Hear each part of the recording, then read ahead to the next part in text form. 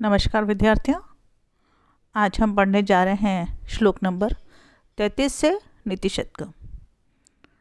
माँ कवि भर्तृहरि प्रस्तुत श्लोक में धन के बारे में इस तरह से अपने विचारों को रखते हैं। यस्य अस्ति वित्तम स नर कुलीनः स पंडितः सः श्रुतवान गुणज्ञ स एव वक्ता स च दर्शनीय सर्वे गुणाः कांचनम आश्रयन्ति। इस संसार में यस्य जिस व्यक्ति के पास अस्ति है वित्तम धन, स नर वह मनुष्य ही कुलीन है, उच्च वंश में उत्पन्न है, अच्छे कुल वाला है। स पंडितः वही पंडित है, स श्रुतवान वही वेदों शास्त्रों को जानने वाला है, श्रुतियों को स्मृतियों को जानने वाला है। गुणज्ञ वही बहुत सारे गुणों को धारण करने वाला है। स एव वक्ता वही सबसे अच्छा वक्ता है। स च दर्शनीय और वही देखने में सुंदर है, क्योंकि सर्वे गुणा सभी गुण कांचनम सोने में ही आश्रय लेते हैं। तात्पर्य है कि जिस व्यक्ति के पास धन है उस व्यक्ति के पास सारे गुण स्वतः ही आ जाते हैं। कौन कौन से गुण आ जाते हैं? कुलीन होना, पंडित होना, वेदों शास्त्रों का ज्ञानवान होना, समस्त गुणों को धारण करने वाला होना, श्रेष्ठ वक्ता होना और दिखने में सुंदर होना। ये सारे गुण मनुष्य में, यदि वह मनुष्य धनी है, उसके पास धन है, तो अपने आप ही आ जाते हैं। श्लोक नंबर 34 देखिए कि इस संसार में किस से क्या चीज़ नष्ट हो जाती है। दोहो मंत्र्यात् नृपति विनिश्यति यति संगात सुतः लालनात् विप्र अध्ययनात् कुलम कुतनयात् शीलम खल उपासनात् ही मद्यात् अन्वेक्षणात् अपि कृषि स्नेहे प्रवास आश्रयात् मैत्री च प्रणयात् समृद्धि अनयात् त्याग प्रमादात् धनम। दोहो बुरी, गलत, खराब, मंत्रयाण मंत्रणा से, मंत्रियों के द्वारा जो मंत्रणा की जाती है उस मंत्रणा से नृपति ही राजा का विनिश्यति नाश हो जाता है। राजा के आसपास यदि खराब स्वभाव वाले, बुरे स्वभाव वाले, उस राजा का अहित चाहने वाले, प्रजा का अहित जानने वाले अगर मंत्रीगण हैं, तो ऐसे दोहो मंत्रियात बुरी मंत्रणा से नृपति ही विनिश्यति राजा का नाश हो जाता है। यति और जो साधु है, सन्यासी है, उसका संगात सांसारिक विषयों में आसक्ति से उस यति का, सन्यासी का विनाश हो जाता है। सुतः पुत्र का भी विनाश होता है। लालनाथ अत्यधिक लाड प्यार से यदि उस पुत्र का पालन करते हैं माता पिता, तो उस पुत्र का भी विनाश हो जाता है। विप्रह ब्राह्मण का भी नाश हो जाता है। अनअध्ययनात् अध्ययन नहीं करने से विप्र यानी ब्राह्मण का भी नाश हो जाता है। कुलम वंश का नाश हो जाता है। कुतनयात् कुपुत्र से, सुपुत्र से नहीं, कुपुत्र से वंश का भी नाश हो जाता है। शीलम शुद्ध चरित्र आचरण का भी नाश हो जाता है। खल उपासनात् खल यानी दुर्जनों की उपासना करने से या दुर्जनों के संग रहने से शीलम शुद्ध आचरण का भी नाश हो जाता है। ही लज्जा का नाश हो जाता है। मद्यात् शराब का, मद्य का, आप का सेवन करने से मनुष्य की ही जो उसमें लज्जा है उसका भी नाश हो जाता है। अनवेक्षणात् अपि, अन यानी नहीं, वेक्षणात् ईक्षणात् देखने से अपि भी कृषि, और यदि आप अपनी फसल की सार संभाल नहीं करते हैं तो उसका भी नाश हो जाता है। स्नेह प्रवास आश्रयात् एक व्यक्ति से दूसरे व्यक्ति के बीच में जो स्नेह है उसका नाश हो जाता है। प्रवास आश्रयात् यदि एक व्यक्ति परदेश चला जाता है तो मैत्री च अप्रणयात्, और मैत्री यानी मित्रता का भी नाश हो जाता है। अप्रणयात् प्रणय नहीं रहने पर, प्रेम नहीं रहने पर मित्रता का भी विनाश हो जाता है। समृद्धि अन्यात, समृद्धि का अन्यात, अनीति का आश्रय लेने से, अन्याय का आश्रय लेने से समृद्धि का भी नाश हो जाता है। और त्यागात प्रमादात, असावधानी पूर्वक लापरवाही से त्याग करने से तो धन का भी नाश हो जाता है। अर्थ क्या हुआ? बुरी मंत्रणा से राजा नष्ट हो जाता है, सांसारिक विषयों में आसक्ति से सन्यासी का भी नाश होता है, अत्यधिक लाड प्यार से लालन पालन करने पर सुत पुत्र का नाश हो जाता है, अनध्ययनात्, अध्ययन नहीं करने से विप्र का नाश हो जाता है, कुतन्यात, दुष्ट पुत्र से कुल का विनाश हो जाता है, और खल उपासनात्, दुर्जन के साथ रहने से शुद्ध आचरणशील सद्व्यवहार का विनाश हो जाता है। मध्यात, मध्यम पान करने से ही लज्जा का नाश हो जाता है, अन वेक्षणातपि और निरंतर देखभाल नहीं करने से कृषि का भी नाश हो जाता है। प्रवास आश्रयत, प्रवास में रहने से एक दूसरे के प्रति स्नेह नष्ट हो जाता है। अप्रणयात, और प्रेम न रहने पर मैत्री, मित्रता का नाश हो जाता है। अन्यात, अनीति का, अन्याय का आश्रय लेने पर समृद्धि का नाश हो जाता है। और प्रमादात, त्यागात, और बिना सोचे समझे दान देने में प्रमाद के कारण धन का भी नाश हो जाता है। धन के बारे में आगे वाला श्लोक देखिए। दानम भोगो नाशः तिस्रो गतयो भवन्ति वित्तस्य, यो न ददाति न भुंक्ते तस्य तृतीया गतिर भवति। या तो आप धन का दान दे दें, भोग या तो उसका उपभोग कर लें, या फिर नाश उसका नाश।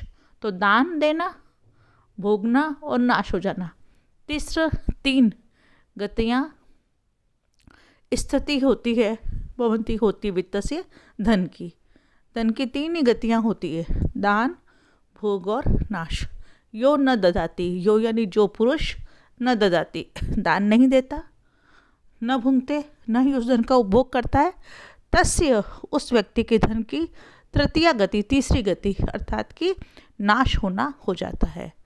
तो धन की 3 गतियाँ होती है, दान, भोग और नाश। जो व्यक्ति न दान देता है न भोग करता है, उसके धन की तृतीय गति यानी उसका धन का नाश हो जाता है। श्लोक नंबर 36 देखिए।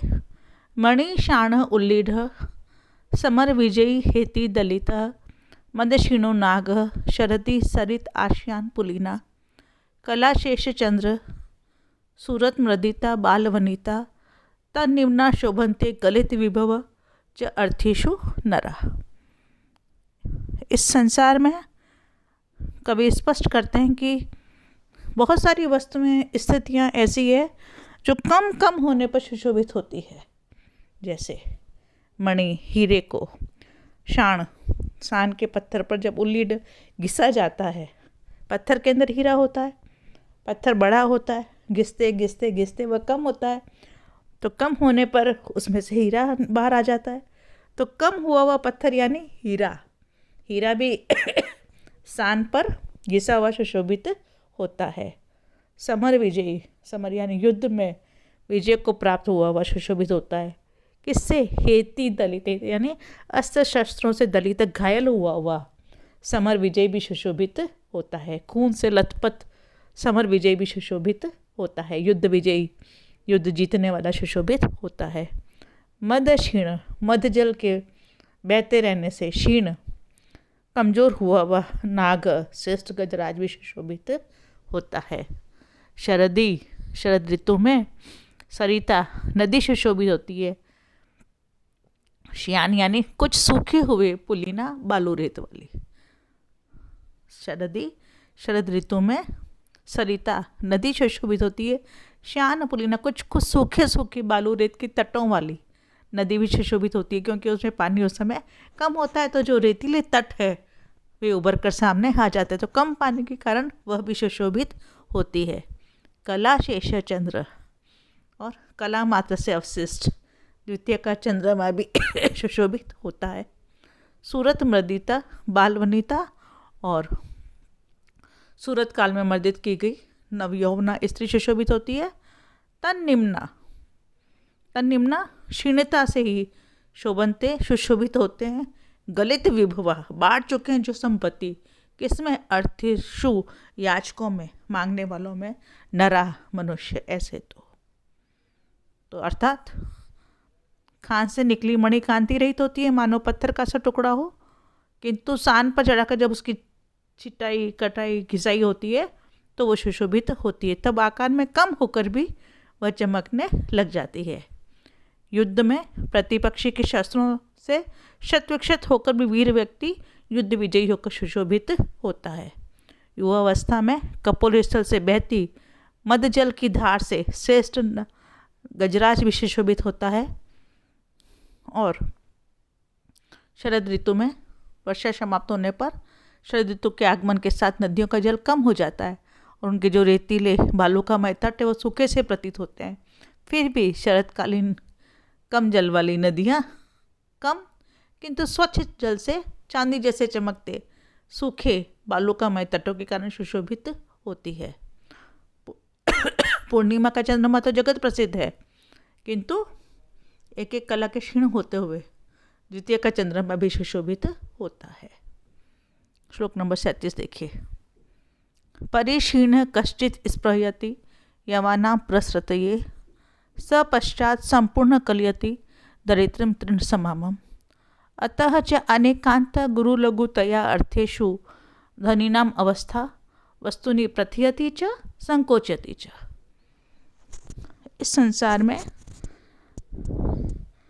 परिवर्तन है, परिवर्तनशील संसार है। कभी ये जाता, कभी ये कम, कभी ये ऊपर, कभी ये नीचे, चक्र के अरों की भांति घूमता रहता है, परिवर्तनशील हो जाता है। एक उदाहरण देते हैं।